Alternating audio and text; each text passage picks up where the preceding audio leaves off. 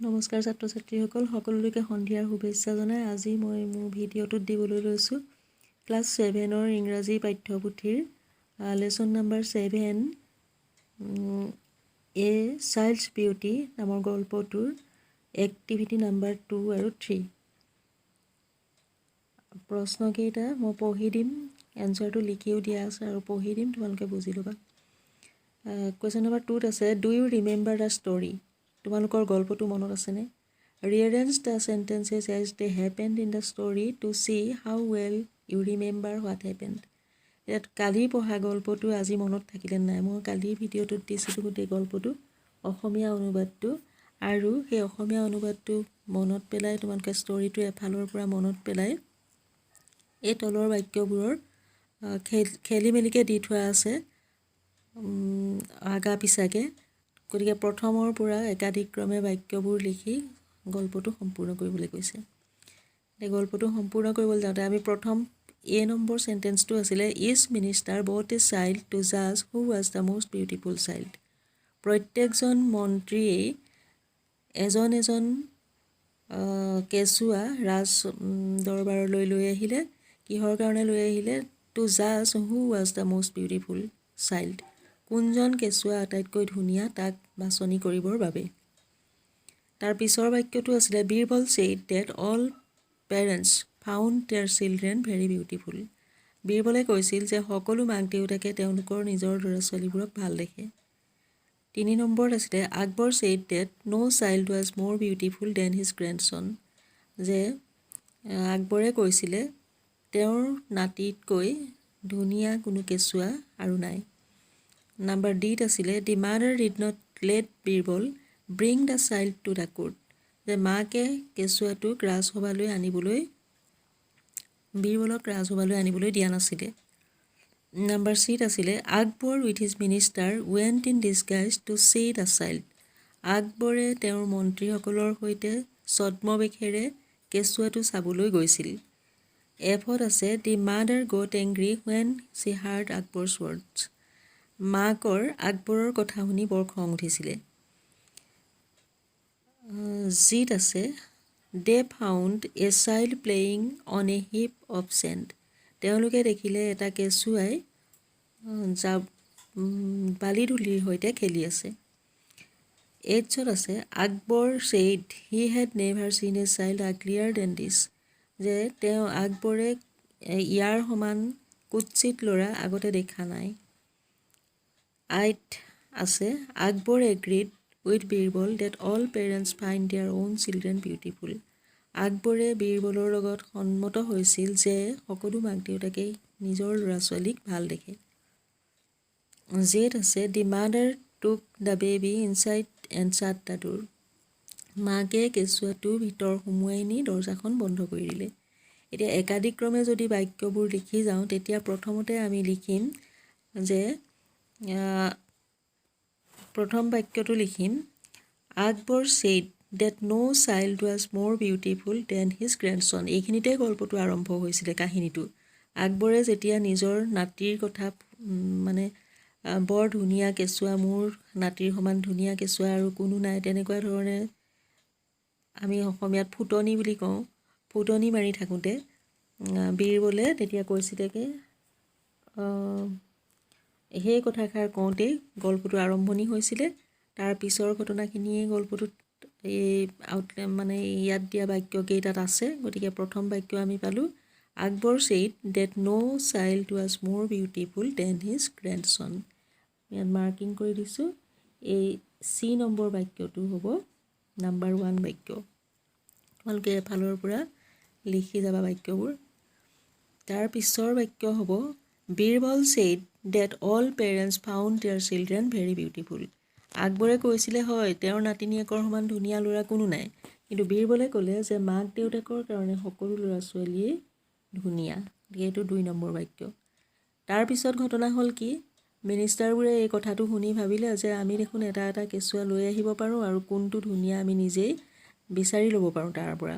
তেতিয়া আকবৰৰ নাতিনী ধুনীয়া হয় নে নহয় হয়তো প্ৰমাণ কৰিব পৰা হ'ব।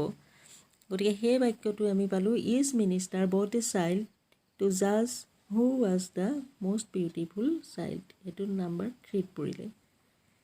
তাৰ পিছৰ ঘটনা হ'ল কি, যেতিয়া সকলোৱে ল'ৰা এটা এটা কেঁচুৱা এটা এটা ৰাজসভালৈ লৈ আহিলে, সেইবাৰ আকৌ বীৰবলে কেঁচুৱা আনিব নোৱাৰিলে, কাৰণ বীৰবল কেঁচুৱা বিচাৰি গৈছিলে। সেইখিনি আমাৰ এই লাইনকেইটাত নাই, বাক্যকেইটাত। কিন্তু বীৰবলক মাকে কেঁচুৱাটো ৰাজসভালৈ তেওঁৰ লগত পঠিওৱাত অমান্তি হ'ল। গতিকে সেইটো বাক্য আছেগৈ ডি নম্বৰ বাক্যটো আছে, the mother did not let Birbal bring the child to the court. এইটো নম্বৰ হ'ব 5 নম্বৰ 4 নম্বৰ।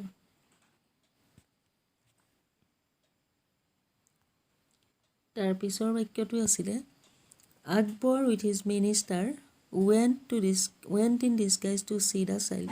যেতিয়া কেঁচুৱাটো আকবৰৰ ৰাজসভালৈ বীৰবলৰ লগত মাকে নপঠিয়ালে, তেতিয়া আকবৰে কি কৰিলে, তেওঁৰ কেইজনমান মন্ত্ৰীৰ সৈতে কেঁচুৱাটো বিচাৰি ছদ্মবেশেৰে যাবলৈ ওলাল।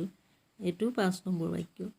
তাৰ পিছৰ ঘটনাত কি হ'ল, দে ফাউণ্ড এ চাইল্ড প্লেয়িং, গ'ল কেঁচুৱাটোৰ বিচাৰি গৈ যোনখিনি জেগাত আকবৰক বীৰবলে উপস্থিত কৰালে গৈ আকবৰে বীৰবল আগে আগে গ'ল, আকবৰ আৰু তেওঁৰ মন্ত্ৰীসকল পিছে পিছে গৈ যোনটো ঘৰত উপস্থিত হ'লগৈ, সেই ঘৰখনত তেওঁলোকে দেখিলে এটা কেঁচুৱাই ধূলি বালি লৈ খেলি আছে। গতিকে এইটো 6 নম্বৰ বাক্য।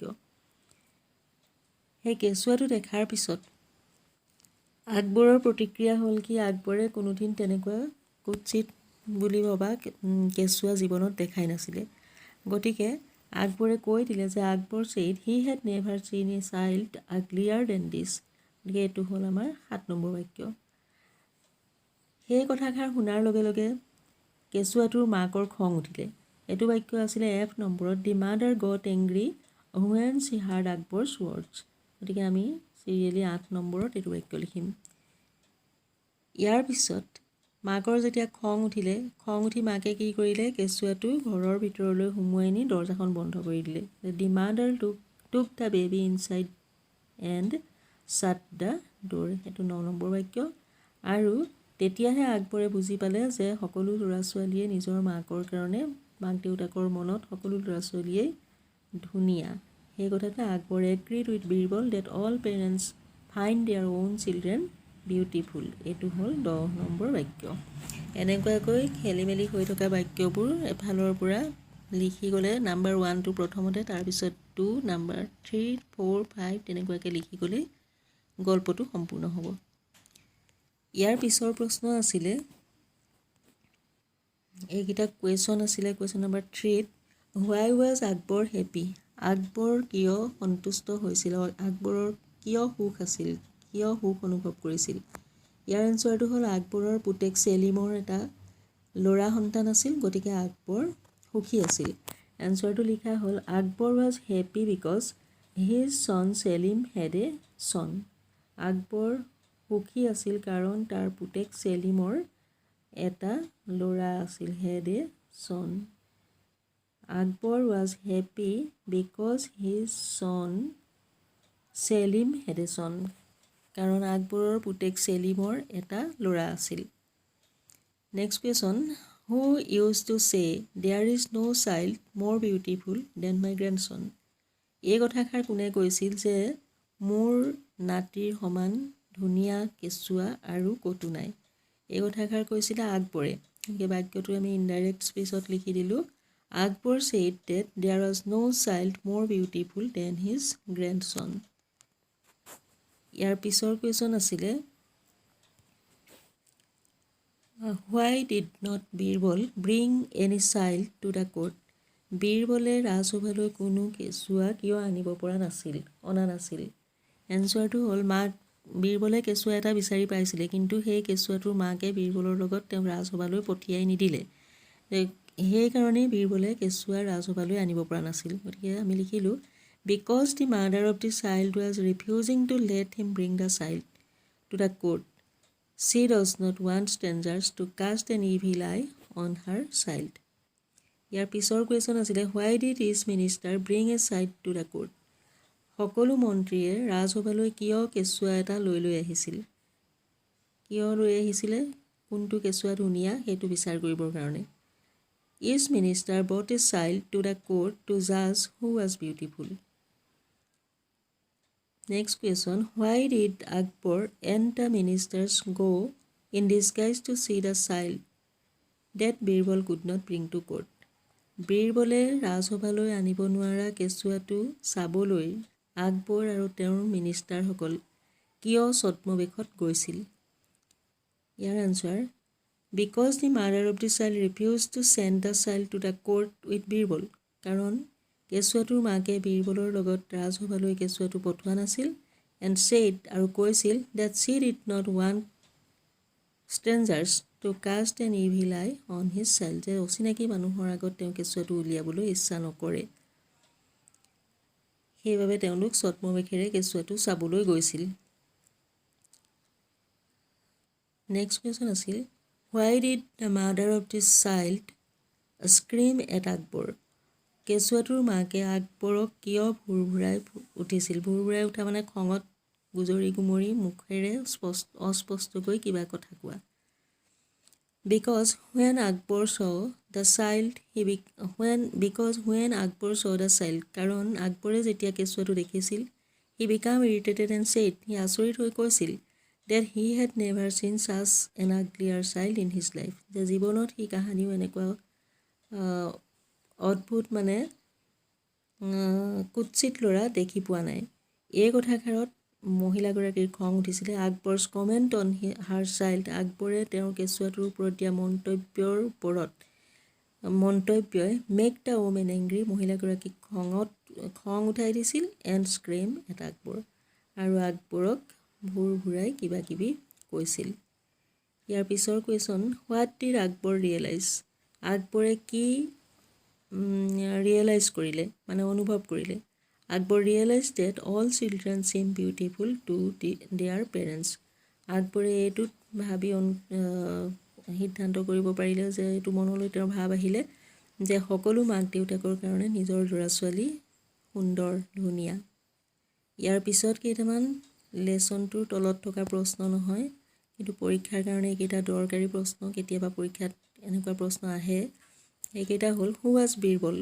Birbal was the most intelligent minister of Akbar's court. Birbal হ'ল আকবৰৰ ৰাজসভাৰ আটাইতকৈ বুদ্ধিয়ক মন্ত্ৰী।